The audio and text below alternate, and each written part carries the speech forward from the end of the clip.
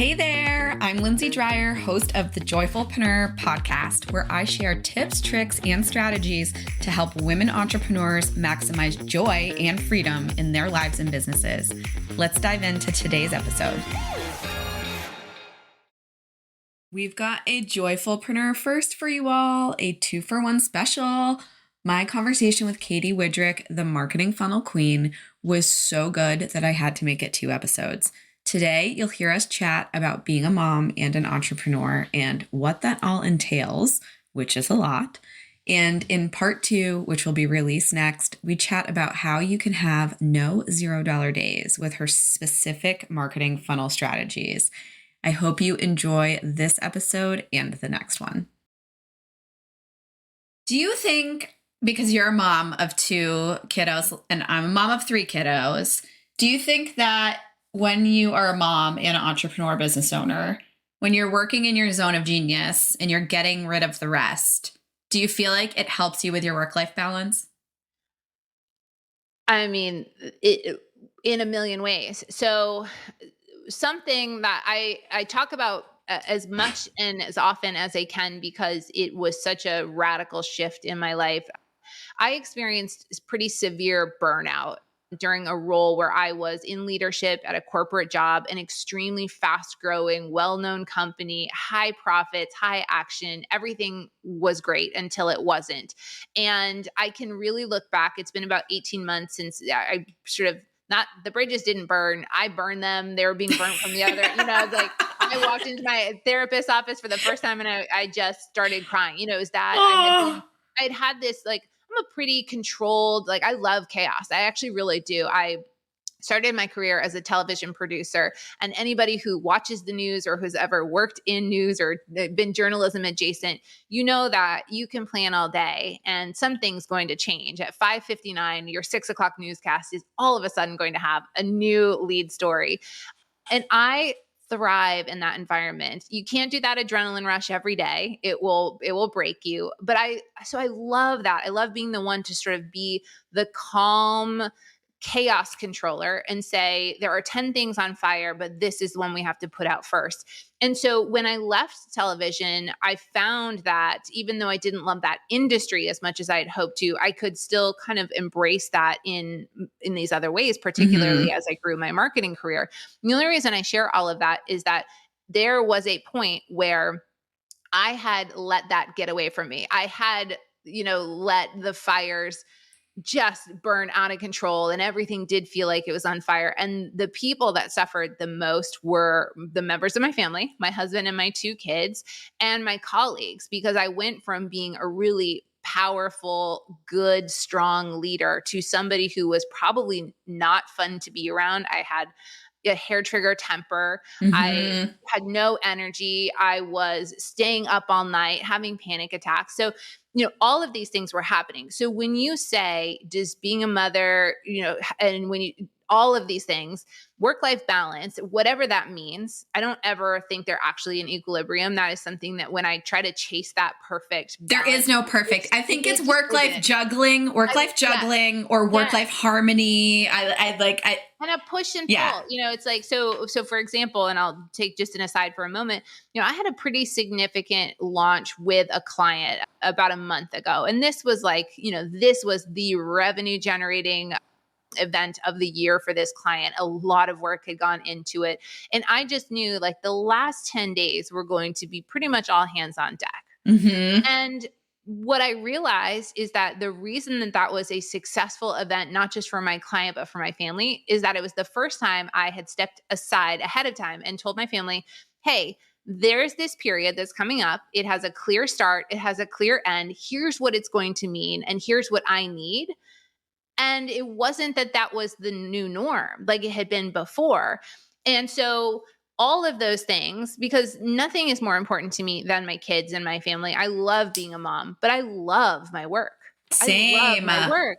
And I refuse to show up in a diluted or less than version on to my work when it's important. But that perspective of saying, how do I take these two things that are so important to me and how do I give them each the space, the grace, and frankly, look ahead enough to say, like, this window of time, it's going to be 80% work and 20% family. And I'm communicating it and I'm telling them. But again, there's an end in sight.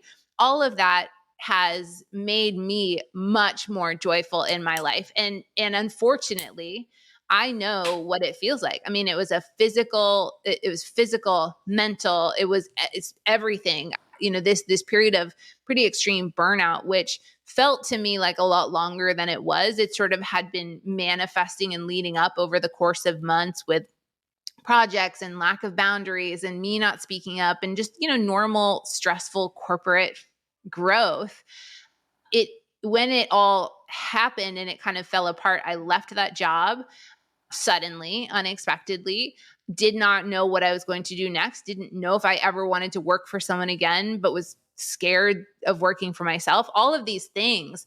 And so now in hindsight, I can realize that was a pretty short period of time to be going through it, but I don't think I would make it through again. I cannot let myself get to that point. So I know we were talking about, nerds and data and spreadsheets, but I feel just as passionate about this. And that's why I'm so pleased to be chatting with you about it, because absolutely. And the thing is, and this is the last piece I'll say in terms of being a mom, when my oldest daughter is 10, I had her when I was working at a different corporate environment and sort of had a typical, maternity leave. Now I'm a woman in the United States, so this was an unpaid leave, and I felt the rush to get back, and I was pumping at work and doing all of the things. Bless you. Dropping my 12-week-old at daycare, and leaving her for 10 hours.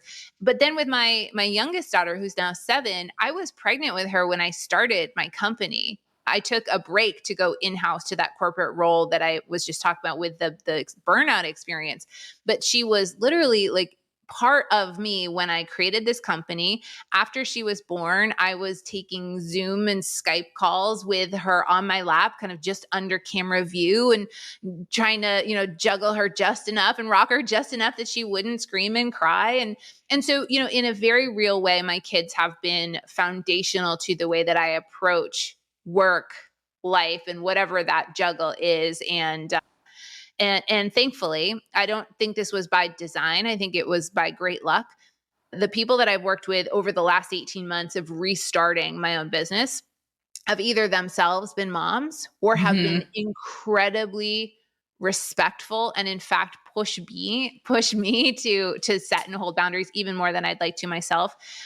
So I'm thankful that I've been able to attract that type of client that knows I can do great work. If I say I'm going to do something, it's going to get done. It's going to be done well, but not at the expense of my time, particularly with my family and with self-care. It is definitely a juggling act, but I loved how you were talking about intention. And I think that you have to be so intentional with everything. Time, communication, planning. And that's how you get it to line up, is that you have to plan it. You have to be the CEO of your work-life balance, or the CEO of your work-life harmony, or your work-life juggling, whatever we're calling it. But like, that's the key to success, is that you have to juggle it. Yeah. And how that looks is different for every single woman. 100%. And I mean, again, this will not surprise you, nor will it surprise anyone listening. I have a very detailed schedule. I love a to-do list. I follow all of the productivity and time hacking techniques. And I have a number of, whether you call them non-starters or deal breakers or whatever it is, but each and every morning, Monday through Friday, my husband and I drop our kids at school. My kids are dropped off by 7:15 in the morning, if you can believe it. It's a very early start. They're in elementary school. I don't know how they do it. But what that does empower me to do is by 7:30, we've driven downtown and we walk for 90 minutes every single weekday morning. This is a non-negotiable. It's literally on the calendar. It's blocked off. I do not take I don't check email. I don't do any of that stuff. I have do not disturb and focus mode on my phone. I take this so, so seriously, because if I do not do that the first thing in the morning and I immediately jump into work, I never get back to anything that's just for me. It's so Or true. anything that keeps it in perspective. So I walk, we live in Florida, we live along the water. And so this morning we saw dolphins and we saw a stingray and I saw a baby hammerhead shark and we watched, I mean, Oh, it was lovely. And I listened to podcasts and I'm outside and I'm moving, exercise and activity is really, really important to me. In a previous life, I was a fitness instructor and a personal trainer. And so I knew that in the throes of burnout, when I started skipping workouts, when I wasn't doing my walk, when I was just like coming home and sitting on the couch and rinse, repeat, that was a real red flag in hindsight. And so my morning walk, that's a non-negotiable. That's always on there. My clients know I don't take any calls before 10 in the morning. And so that allows me to come home and work out or eat a breakfast or clean my house or read, like anything. And then I have really hard cutoffs in terms of, when I end my day so that I can go get my kids. I walk to my kids after school program. I pick them up. I take them to soccer. I do gymnastics. These are all things that I could not do when I did not have these boundaries. And these are literally scheduled. I schedule my workouts into my calendar. This will make you laugh or make you cringe. I don't know, because I am still a work in progress. I set my alarm to remind myself to eat lunch every day. I actually have it in my calendar. I do too. I do too. It's just so easy. And the thing is, in the past I might have skipped lunch or forgotten because I was busy. Most of the time now, it's because I'm enraptured by something I'm working on. I mean, it's a really nice privileged problem to have. But if I don't pull myself out of that copywriting project or out of that funnel or out of X, Y, and Z, I just will wake up and all of a sudden it's five in the afternoon. Same. It's that hyper focus flow mode. You just get into it. I know. Same. It's like it's so good. Rush. It's such an emotional high. But those are all things that I frankly, and again, my therapist really pushed me to do a lot of this. Now she's this wonderful woman that I worked with who obviously is a business owner herself, but it was very sort of like, she's a therapist. She wants you to do the inner work. She wants you to do mindset. But so she would say things. She wouldn't say schedule lunch on your calendar. She would just say, if you don't take a break during the day, how do you feel? What happens? And it turns out being able to articulate the real negative effects of not taking care of myself led me to say, okay, so what you're saying is, and this is how I work with clients. So what you're saying is, if I don't take a lunch, X, Y, and Z happens. Okay. So I need to schedule the lunch. It's funny, not to bring everything back to funnels, but when I work with any client who wants to work with me on a funnel, it's very rare that I'll get in and say, okay, and so how frequently do you want to send the email? And if they click this, what do you want to have happen? And that it's never like that. It's almost always like a strategic blueprint. And I sometimes feel like a therapist. Okay, so if somebody opens that email, what do you want them to feel? What do you hope they'll do? It's like I can even hear my voice getting into the what is it? What is it? And what's nice about that is that I can then say, okay, so what you said is you want someone to like tell you how they felt about the email. That's what they'll say, right? Like, what do you want them to, I want them to feel like the email really it really resonated and I heard them and I saw them. Say, okay, well, now what I know on the technical side is I need to go back and create an automation that if they open it or if they click this link, then this happens. They get a direct message. They are added to a list for outreach. They get a text message, whatever it is. That's even, back to what we were talking about with the juggling. For better or for worse, that's just how my brain works. So if I can start with not figuring out how it's going to happen, but what do I want to happen? The how to me feels easy. I recognize that part is actually terrifying for a lot of people. Like, okay, great. Now, how do I send a text message when someone clicks the link? I know. But for me, that's where I feel like I do my best work. If I've heard the person that I'm working with and really considered, I don't want you to tell me when this happens, do this. Like, let me be that person, but tell me actually what the outcome is that you want. And usually that's how we get to a really well optimized funnel. And apparently that's how I've reverse engineered my life. I think I just had an epiphany about that as we were talking about scheduling it.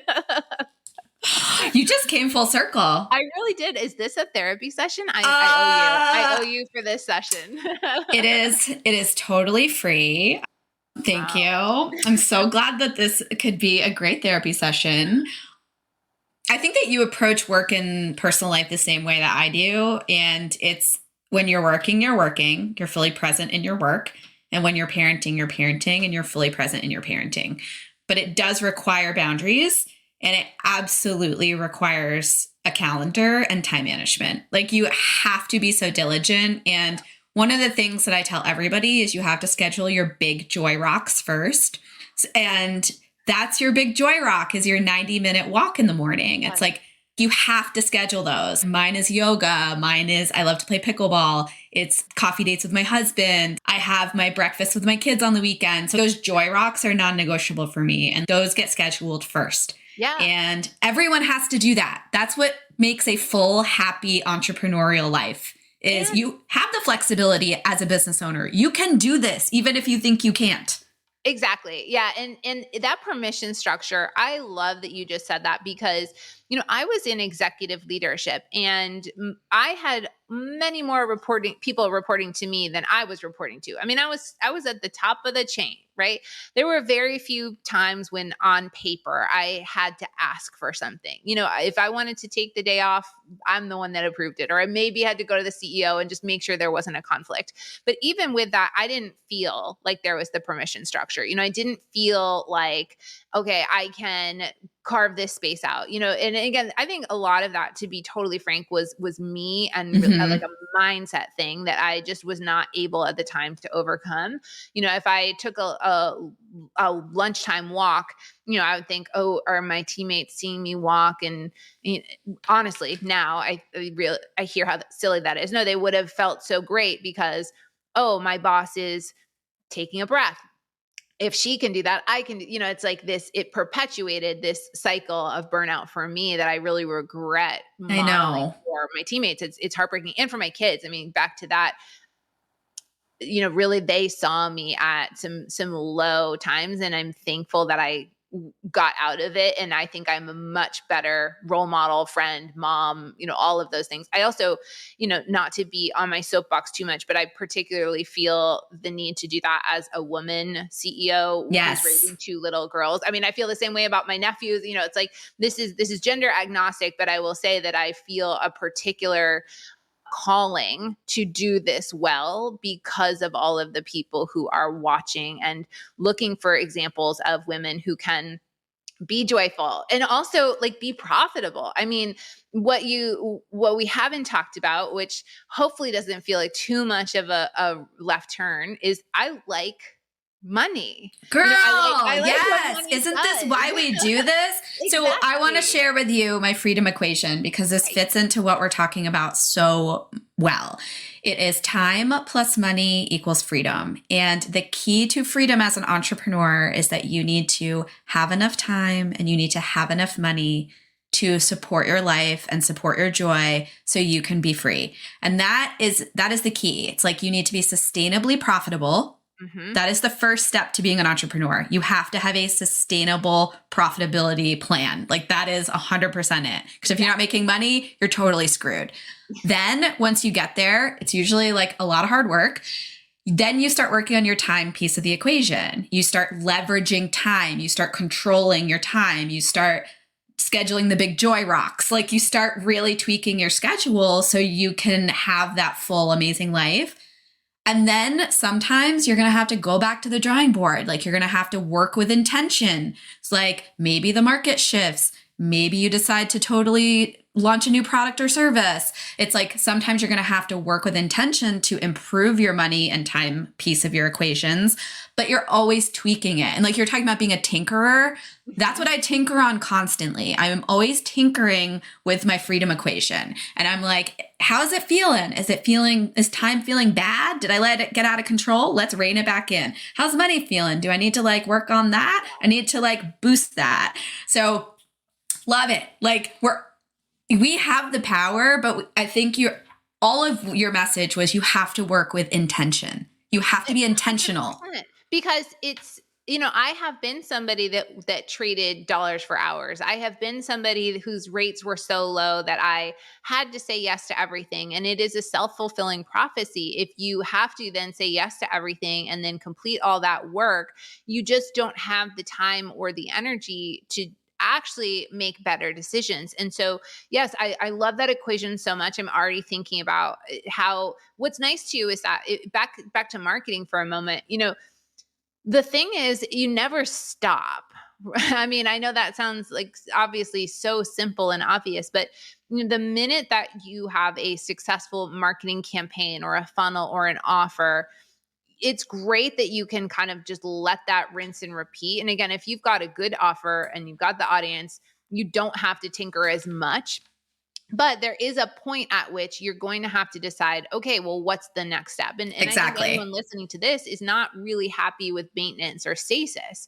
Like to your point, if I want to make more, but not spend less time, then I have to go figure out how to maximize what I'm doing and look at all of the ways that I can do that. And the truth is, and I don't mean this in any snarky or off-putting way, but having the ability to do that is a privilege. You have 100%. to get to the point where you have enough money coming in where you can, to your point, like support all the things you want to do and then some, and then have this cushion where so back to my walk for a moment. It's funny because when I first started scheduling it, it was really reactionary. Okay, so what you're saying is I need to block out 90 minutes of my day that's only for me. Okay, fine, I'll put it on the schedule. I'll walk. I'm like, they're like, oh, fine, I'll do my mental health walk, whatever.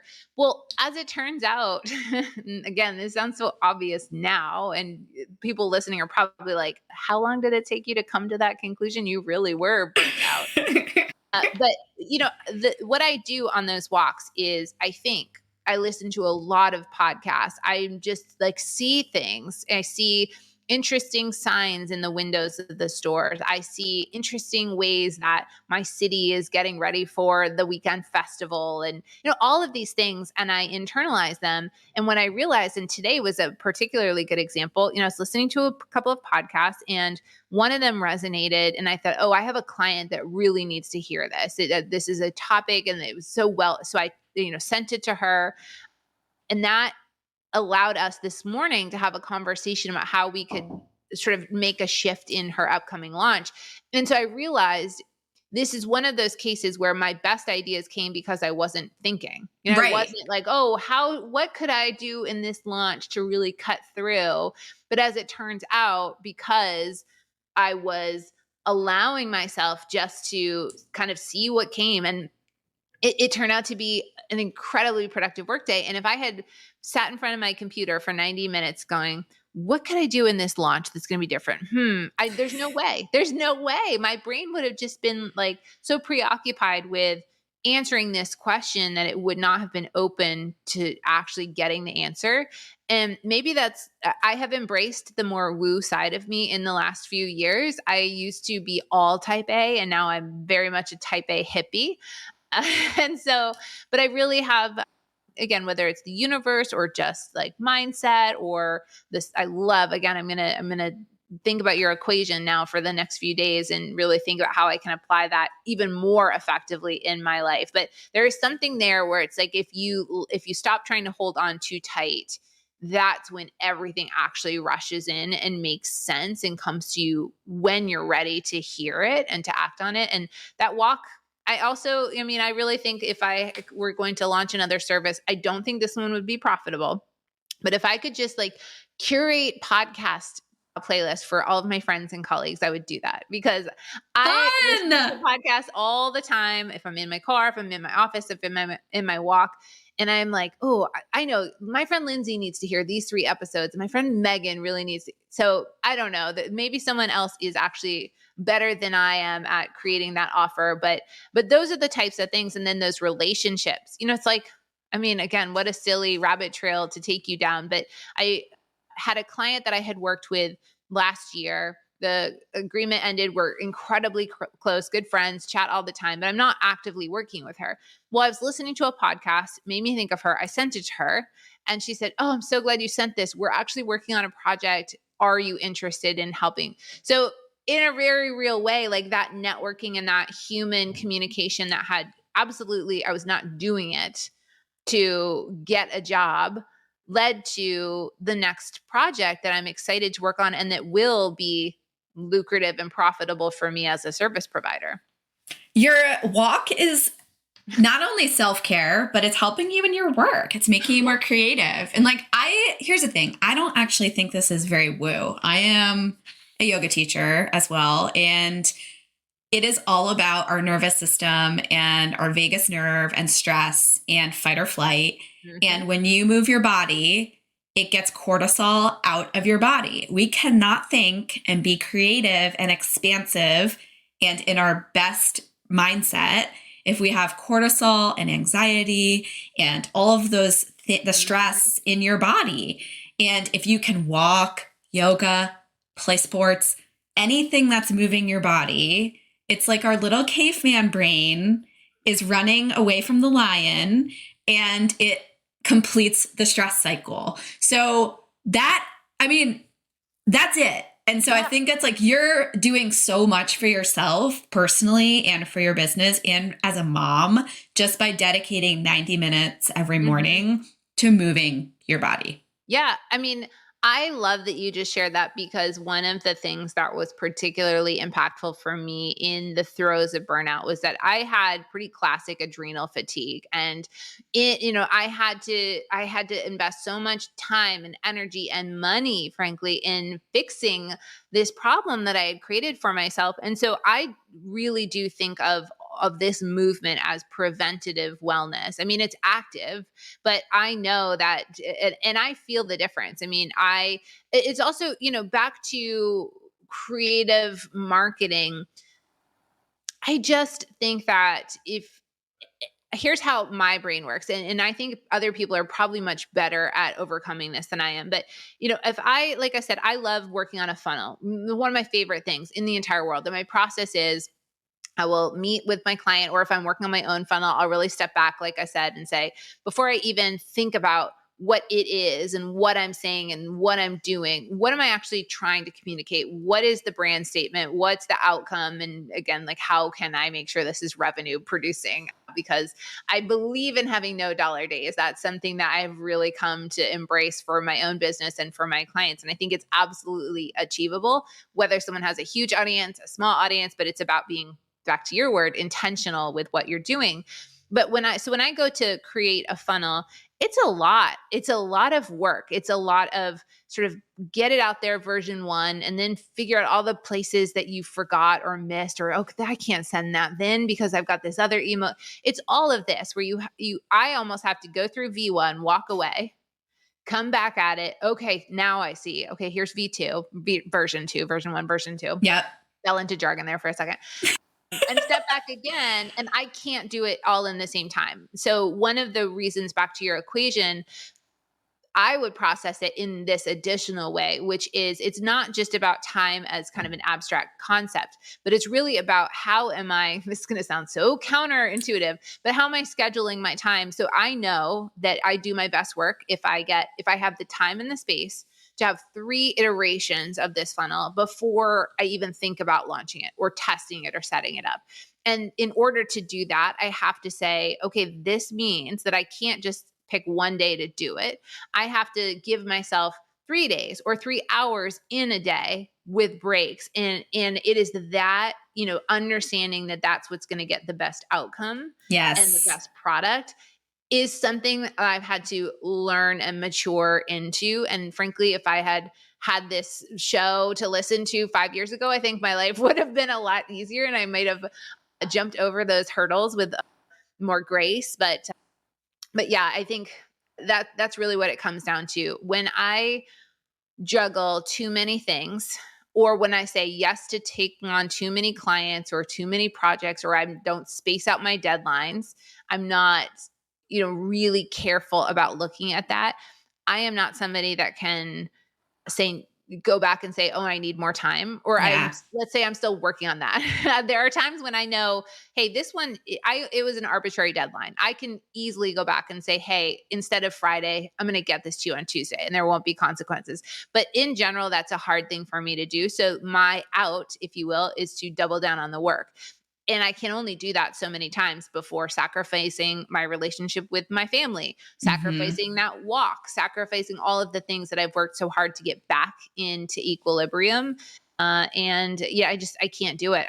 Again, I hope that listeners don't ever have to get to the point that I got to, because you realize like how hard it is to come back from burnout or mental health struggles or just overwork, overwhelm. It's really hard to get out of it. But because I know how difficult that was, I cannot go back. I can't afford Oh, it. I know.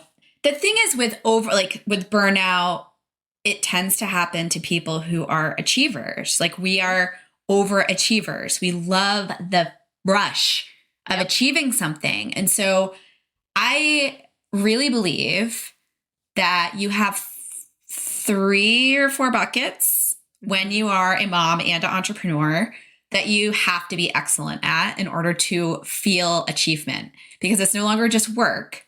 You want to feel achievement as a work in your work. You want to feel achievement that you're taking great care of yourself. You want to feel achievement as a mom. And if you have a partner, you want to feel like you are winning your relationship. Oh yeah. And you cannot function at the same level that you were before you had a partner, before you had kids, and before you started taking care of yourself. So I think we have to reframe success, where success is now, I only take on what I can with work and do an amazing job. I only take on the amount of projects that I can knock it out of the park, so I can fill that bucket of I kicked ass at that. Like Mhm. I'm a boss, and it's less than you probably did before, Oh yeah. but you're A lot still, less. yeah, a lot less, but you're still getting that hit of I'm the shit, I'm amazing. Mhm. And then in your relationship, it's like gotta have the walks, the coffee dates, the Yep. date nights, the Date whatevers. night, that was one of the first things, by the way, that Yes. also got added to my schedule. Monthly date Yes. nights. My babysitter is locked in. First Saturday of every month, she's coming to my house. We do second Saturday. So yes, it is on the calendar. And so that's the other thing. Like gotta make the time for that one. That's super important. And then it's how are you achieving as a mom? And Mhm. whatever that means to you. For me, it's just being super present when I'm with them. Mhm. And it's like 4 o'clock to bedtime. I am with them. My phone is hopefully not with me unless there's something super important, but like I'm with them. And then your self-care. It's like I feel like I'm doing a great job with that too. So when you have those buckets of your life that you have tweaked to make them feel really good, and they're like giving you those dopamine hits of like, yeah, I'm Yeah. crushing it. This is really great. This feels awesome. It actually fills that old achievement bucket in a much more healthy way, because you're achieving in 4 aspects that fill you up instead of just the one aspect that burns you out. Yeah. And it's funny, I'm really into archetypes and personality types and all of that. My love language is words of affirmation. And it's funny because it is this contagious is probably the wrong word when you're talking about relationships with people, but especially here in this post-pandemic age. But what I was going to say is that there is like when I have that balance or that equilibrium and I am wearing my oxygen mask and I am feeling good about myself as a mom and I am feeling good about all of those buckets that you just talked about, my energy is so different. And I didn't realize how subconscious some of that was. It's like I realize now, I mentioned it earlier, like I probably just was not a super fun person to be around for a while. And the good news is that I have people that recognized that the altar that I had slipped into, this like mean, cranky, short-tempered person, that was not the real me, because they had seen the Mm-hmm. happy, magnetic, like, again, even in the chaos, I think I was fun to be around. And it had gotten to a point where it didn't matter if the work I was doing was good, didn't matter if I was there at my kid's recital, didn't matter if I was at the meeting. Like my whole energy, my physical manifestation, I think had gotten to a point where none of that mattered. And you know, I think just as an achiever, you nailed it. I'm always going to be about my work product, right? But I am a human who is walking in the world, and I know when I don't want to be near somebody, or it does, again, it's like, Yes. you think about, you go to a restaurant, right? It doesn't really matter how great the food is and whether it was cooked well or cooked on time if the server kind of drops it in front of you and runs away. And that's where I think I had probably gotten. I think I was in the throes of the burnout when I wasn't pouring into any of those buckets. They were all empty and dry, or perhaps overflowing as the what actually was happening, as like overflowing, and I Right. couldn't control it. But I think I probably was that 5-star chef who was giving 2-star service. And so you would think, oh, that's a 2-star outcome. I think Mm-hmm. that's how I made everyone in my life feel. Not all the time, not every day. That's something I think I actually did. I asked, because again, I'm a data person. So I asked my friend and my colleague who I'd worked with really closely, who had almost this like intervention with me. I remember we were all dressed up in our Halloween outfits at this team company event. We were having this sort of like in-office parade, if you will, where we were ranking each other's costumes. Anyway, we were having a lot of trouble with the project. We were designing an app. The launch was hindered by all sorts of technical issues. It was a very, very stressful time. So I want you to picture me, Lindsay, in a red, like zip up patent leather Britney Spears outfit, a long blonde, and I have pictures and there's video of me. I am sure you slayed it. I can already tell like you a were killing it. Amazon wig. I had my old fitness instructor microphone. I dug that out of the archives and I put that on my ear like I was Britney in the music video. And I sat in my office and I was like, oh, yeah, I'll go to the parade. I got to finish this. And, I was like banging on the keyboard, throwing out email, just like so there I am in my Britney outfit looking very, very agitated and annoying. And this friend who is still one of my closest friends came in and she goes, you got to go home. You got to go home. You can't be here.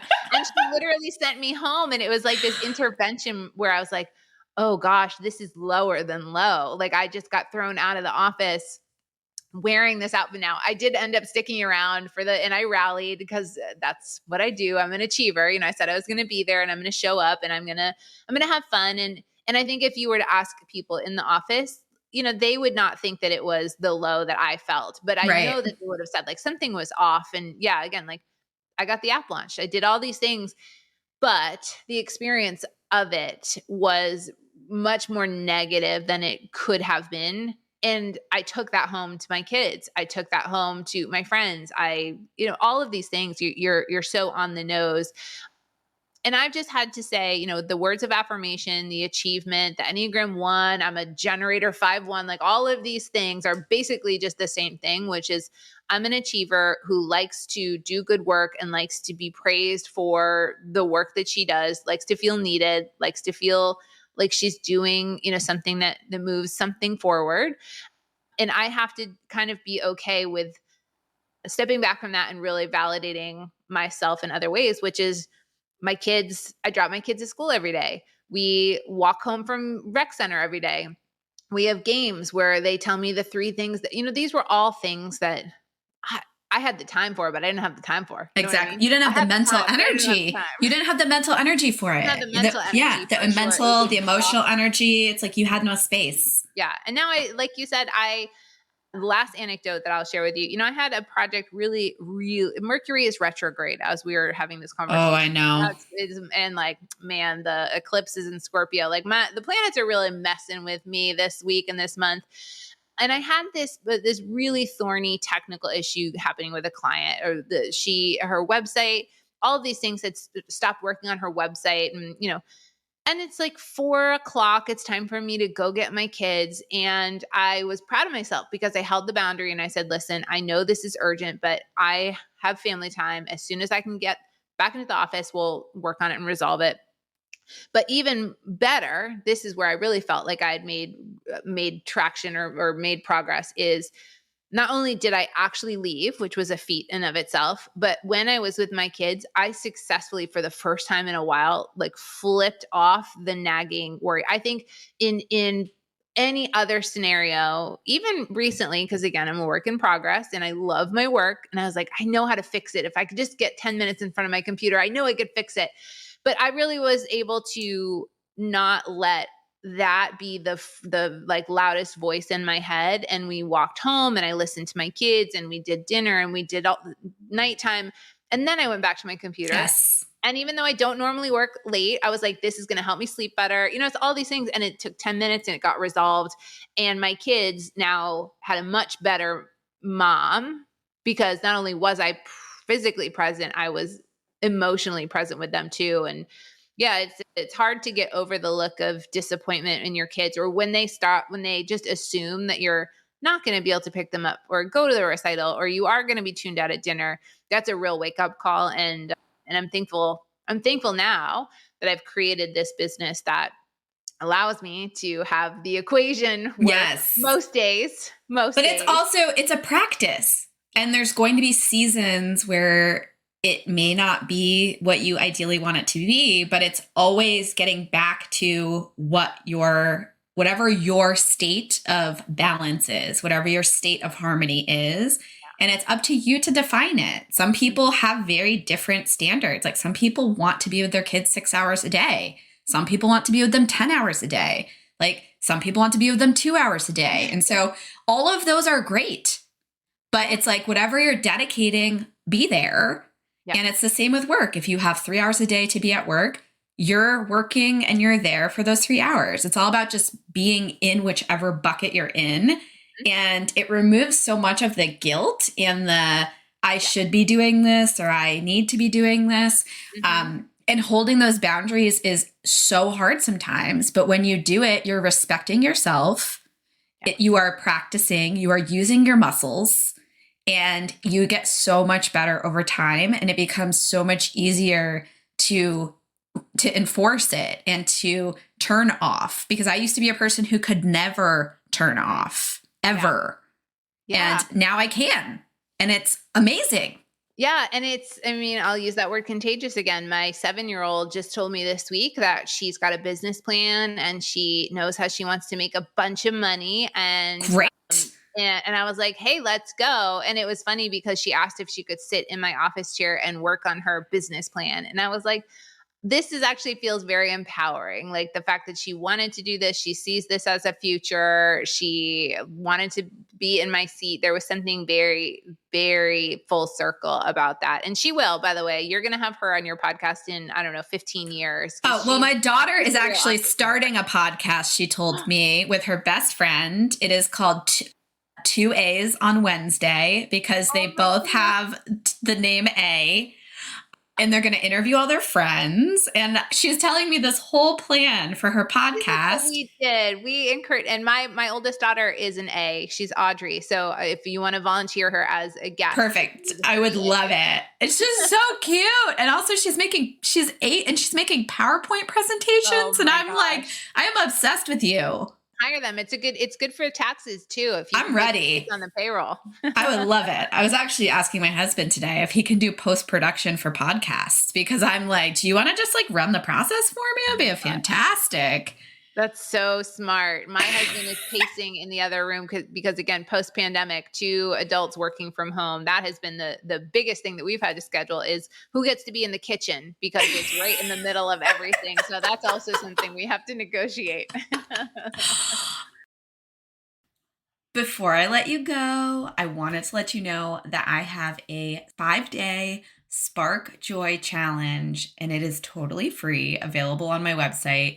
You can go to joyfulpreneur.link/podcast. The link is also in the show notes. Thank you so much for listening to the Joyfulpreneur podcast. Remember to check the show notes for all the links and resources mentioned in this episode. Your reviews also mean the world to me. If you're enjoying the podcast, please leave a review on Spotify or Apple Podcasts. Until next time, stay joyful.